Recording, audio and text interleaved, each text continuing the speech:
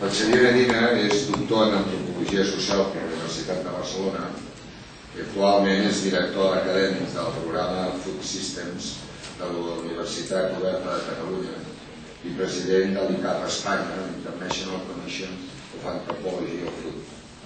Ha estat responsable de projectes de cultures mediterrànies de l'IEM, és a dir, de l'Institut Europeu de la Mediterrània de Barcelona, i ha col·laborat com a investigador i com a científic en diferents universitats i en diferents serveis d'antropologia / arqueologia. És professor invitat de diverses universitats i centres de recerca, dels quals es trobarien universitats de Barcelona, de Saragossa, de Bordeus, de Tunísia i de Paraguai, i té algunes publicacions en forma de llibre, de la qual en destacaria dues.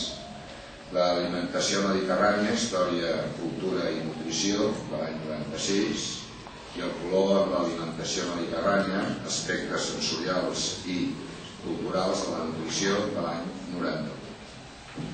Com vulguis. Gracias, profesor Bonilla. Todos buenos días. Bien, a mí me ha tocado una de las partes más agradecidas, podríamos decir. Como en parte de los ponentes, yo también combino la teórica y la práctica. En base, en mi caso, la práctica tiene un cierto plus de hedonismo, ¿no? De agradecimiento. La parte gastronómica me agarra un poco quizás a lo que comentaba Luis Falcón hace un momento. La experiencia turística es una experiencia personal, es una experiencia de disfrute, de hedonismo, y yo pienso que la parte gastronómica ofrece, sin lugar a dudas, una muestra importante de lo que es ese hedonismo, ese disfrute personal ligado al turismo.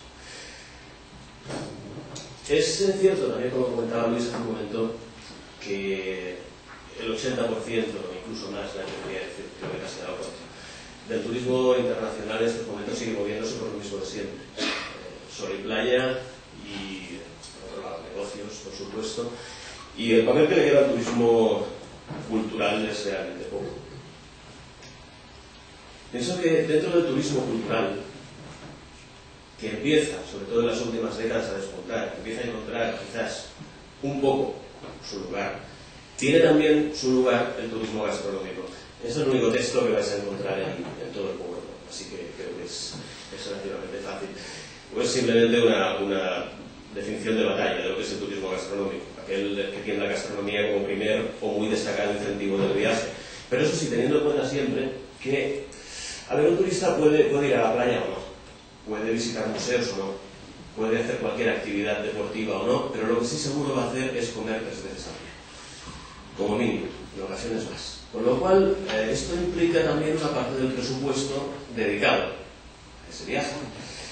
Y es un 30% mínimo. Yo también creo que en este caso no me quedo corto, es más fácil que falte que no que sobre en este caso. Como turismo gastronómico realmente podemos entender muchas cosas. Hay muchos tipos de turismo gastronómico ligadas a diferentes aspectos. Y además no hay que olvidar tampoco que, hablando sobre todo de ciudades, nosotros construimos ciudades. Habitamos las ciudades, pero también las ciudades nos habitan a nosotros, en cierto modo, ¿no? Y lo que construimos es imágenes de esas ciudades, ¿no? Hace un momento la fotografía de entrada era de la Sagrada Familia, ¿no? Realmente construimos imágenes de esas ciudades que son casi, podríamos decir, tan reales o no como las imágenes reales de las mismas ciudades. Y es evidente al mismo tiempo que esas ciudades también tienen un correlato gastronómico. También construimos las ciudades desde un punto de vista gastronómico. Aquí tenemos unos cuantos ejemplos y además no he querido ser excesivamente tópico. Tenemos unos cuantos con los cuales gastronómicamente construimos las ciudades. Tenemos aquí Maxims en París, o tenemos una imagen de Florian en Venecia, que realmente son imágenes turísticas de estas ciudades. Tenemos alguna de Tallinn, por ejemplo. A nadie se le ocurriría que se puede convertir en Tallinn, pero sí. Tenemos el Café Greco en Roma, tenemos la Guinness en Dublín. Es decir, imágenes gastronómicas, imágenes alimentarias, en cualquier modo, que nosotros construimos al mismo tiempo que vamos construyendo las imágenes de las ciudades y que por lo tanto nos van acompañando, nos acompañan en ese viaje. Y es más, en algunos casos pueden llegar a promover que nosotros hagamos el viaje expresamente para eso. Una de las características del turismo gastronómico ha sido, yo diría siempre, la de ser un tipo de turismo absolutamente complementario. La gente normalmente viajaba por otros motivos. Viajaba para ir a la playa, viajaba por un congreso, viajaba por X causas y de paso comía. E intentaba comer bien, e intentaba acercarse a los productos, conocer los productos locales, adquirirlos incluso como souvenir, etcétera, etcétera. Todo esto veremos que ha empezado a cambiar. Ha empezado a cambiar y lo veremos dentro de un momento. Pero para ello un inciso. De la misma manera que construimos nuestras propias imágenes de las ciudades, que pueden ser o no tan reales como la realidad, también tenemos que tener en cuenta que también construimos nuestras imágenes de lo gastronómico. Esta imagen, por ejemplo, nos lleva a un tópico. Nos lleva a un tópico nacido en el Levante, pero que hoy en día es un tópico directamente relacionado con lo que es la gastronomía española en sí, en amplio sentido. Un colega francés, Frédéric Duarte, me comentaba hace un tiempo que el problema en el sur de Francia, por ejemplo, con los turistas, es que a lo que aspiran en muchos casos es a bajar a cruzar la frontera y bajar a comerse una paella Irún. En muchos casos, haciendo un esfuerzo llegando a San Sebastián, ¿no? Y bajan expresamente a comerse una paella. Claro, para nosotros, a lo mejor la imagen de la paella no está directamente relacionada con el País Vasco. No digo que en el País Vasco no se puedan hacer buenas paellas, en realidad se hacen. Pero jamás nosotros, desde nuestro lado de la frontera, plantearíamos que vamos a comernos una paella Irún, ¿no?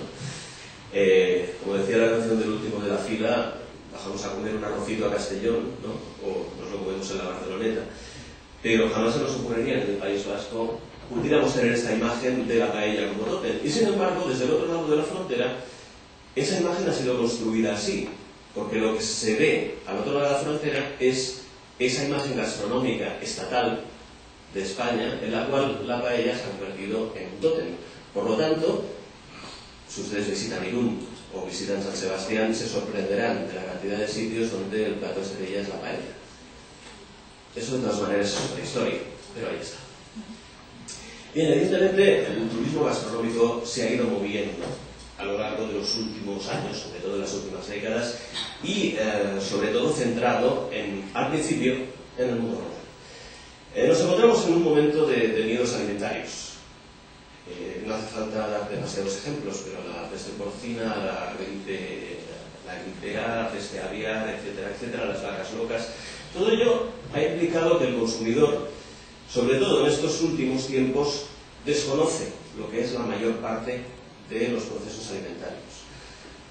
Últimamente estamos acostumbrados a conocer únicamente la última parte, es decir, del supermercado casi a nuestra mesa, pero desconocemos en buena parte de dónde viene ese producto y cuáles han sido todos sus antecedentes.